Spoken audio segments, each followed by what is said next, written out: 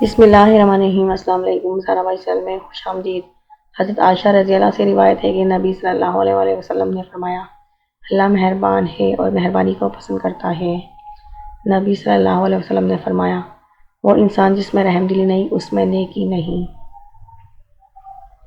نبی صلی اللہ علیہ وسلم نے فرمایا، جنت کے مقیم 3 قسم کے ہوں گے: عادل حاکم جو اپنی رعایا سے اچھا سلوک کرتا ہو اور اسے اللہ تعالیٰ کی ہدایت حاصل ہو، رشتہ دار اور مسلمانوں کے لیے نرم دل رکھنے والا انسان، قناعت پسند انسان جس کے خاندان کے افراد زیادہ ہوں اور وہ مانگنے سے اجتناب کرتا ہو اور محنت مزدوری کر کے اپنی محدود آمدنی سے ان کی ضروریات پوری کرتا ہو۔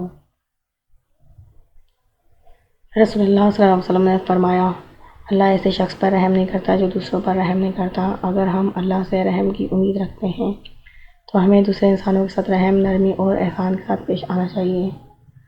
Thanks for watching. اگر آپ کو ہماری ویڈیو اچھی لگی تو پلیز لائک اور سبسکرائب کر دیجیے اور نیچے کمنٹ باکس میں اپنی رائے سے ضرور آگاہ کیجیے۔